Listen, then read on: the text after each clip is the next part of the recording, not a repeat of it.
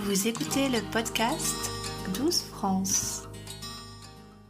Comment ça va? Je pense que la réponse est relativement mal. J'ai une impression de solitude, aucune vie sociale. 30% de l'humanité, c'est le pourcentage de personnes anxieuses au monde, selon Robert Sapolsky, professeur de biologie et de neurologie à l'université de Stanford. Parler de l'anxiété, en termes scientifiques, c'est toujours un peu complexe, alors il décide de nous parler d'un phacochère en situation de danger. Le phacochère est dans la savane, il observe au loin un lion prêt à bondir. Alors, que se passe-t-il? La partie du cerveau que l'on appelle amygdale se met en route. Il est donc prêt au combat ou à la fuite. D'où l'accélération de son rythme cardiaque, de sa respiration. Sa vision se focalise sur la source du danger, le lion. Il n'a pas forcément besoin de manger ou de se reproduire, alors tout ce qui est salive ou envie de reproduction n'existe plus.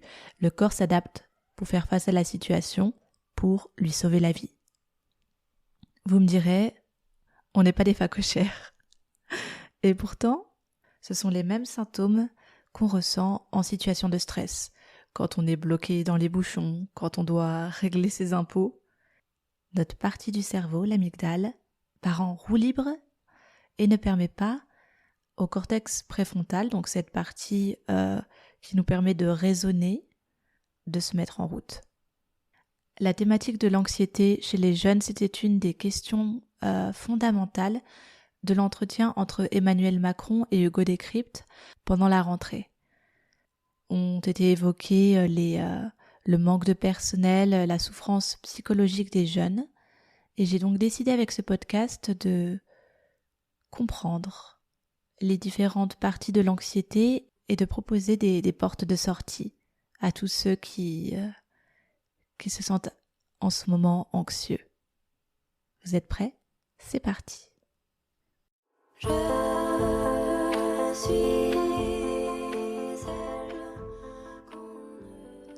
L'anxiété, c'est pas un sujet né d'hier, mais il semblerait que grâce aux artistes et grâce à leur prise de parole, ce sujet est devenu une des thématiques contemporaines les plus importantes.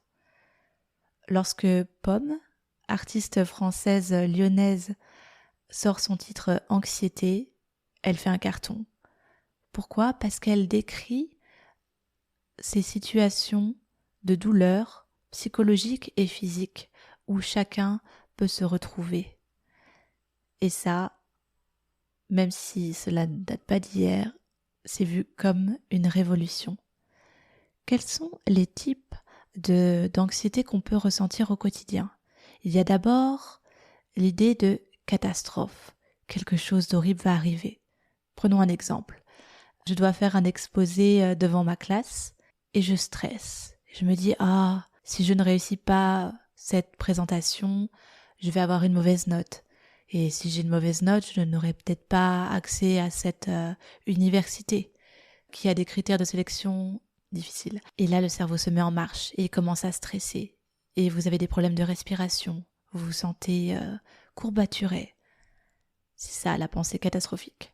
Très souvent, cette peur, elle est aussi associée à la peur de la séparation, d'être éloigné des gens qu'on aime. Et ça, c'est quelque chose que j'expérimente au quotidien et que mes élèves ou mes proches ont souvent vu.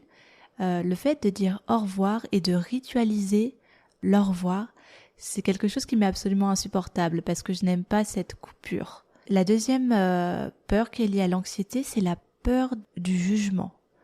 Donc vous vous dites, je vais parler avec une personne de façon totalement habituelle. Il n'y a pas vraiment d'enjeu dans cette conversation. Je ne veux pas gagner quelque chose, je n'ai pas de promotion ou je ne sais quoi. Non, c'est juste une interaction sociale, tout ce qu'il y a de plus normal.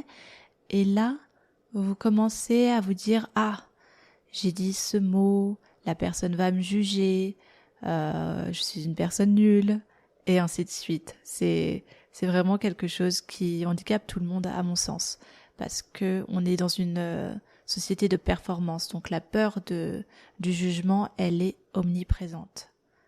Troisième peur, la peur de perdre le contrôle de la situation, qui est souvent, et cela m'a beaucoup étonnée, associée à l'agoraphobie.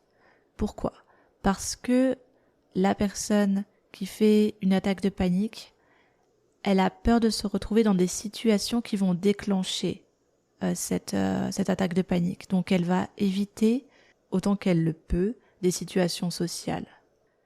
Alors comment sortir de cette sphère ? Comment sortir de cette situation anxiogène ? Les scientifiques ont relevé plusieurs stratégies en cas de troubles anxieux. Tout d'abord, il a été démontré que le temps passé sur les réseaux sociaux et cette idée de comparaison avait tendance à augmenter le trouble anxieux, et ça, Pomme, elle s'en est rendue compte. Je vous laisse l'écouter. Le cinéma me console, j'adore aller au cinéma et tout ce qui peut m'empêcher d'être sur mon téléphone globalement est assez réconfortant pour moi parce que d'un coup je me déconnecte de la réalité, du contact avec les gens pendant un temps parce que j'ai l'impression d'être tout le temps en lien avec les gens et tout le temps accessible avec les réseaux sociaux, et le fait d'aller au cinéma et de mettre mon téléphone en mode avion, c'est hyper rassurant pour moi, le fait d'être dans une pièce dans le noir et tout. Il y a des livres qui me consolent, il y a des endroits qui me consolent. Le Québec, c'est un endroit où je me sens super bien. Et lire des BD aussi, il y a plein de BD. Il y a une BD en particulier qui s'appelle Tulipe de Sophie Guérive qui est incroyable. Il y a plein de trucs différents, mais c'est des petites choses, et justement quand je lis pas assez, que je vais pas au cinéma, que je suis totalement sur mon téléphone toute la journée, c'est instantané, je me sens pas bien, quoi. Genre, je suis déséquilibrée, en fait. Donc, mais c'est une chance parce que j'ai l'impression que du coup, je sais ce qu'il faut pour être bien. Mais après, c'est pas toujours facile de faire de l'espace pour ça, quoi. Donc, la pratique sportive peut être aussi quelque chose d'absolument fondamental, la méditation, mais aussi ce qu'on appelle la TCC, donc la thérapie cognito-comportementale, qui permet à chaque patient de vivre ce qu'on appelle l'exposition. L'exposition, c'est quoi ? C'est l'idée de vous mettre dans une situation anxiogène, mais petit à petit. Par exemple, si vous avez peur des araignées, on va peut-être vous montrer un petit documentaire sur les araignées de, je sais pas, 10 secondes. Et puis, au fur et à mesure, avoir une araignée en plastique à proximité, ou alors aller dans un zoo et voir des araignées pour de vrai. Dans la série Vox sur le cerveau, une comédienne racontait qu'elle avait peur de faire du mal à ses parents. C'était une pensée obsessive, et donc les thérapeutes lui ont demandé d'enregistrer sa voix pour qu'elle entende en fait ses paroles et pour qu'elles deviennent de plus en plus inoffensives. C'est dur au début, mais ça permet au fur et à mesure de montrer au cerveau qu'on n'est pas en situation de danger de mort.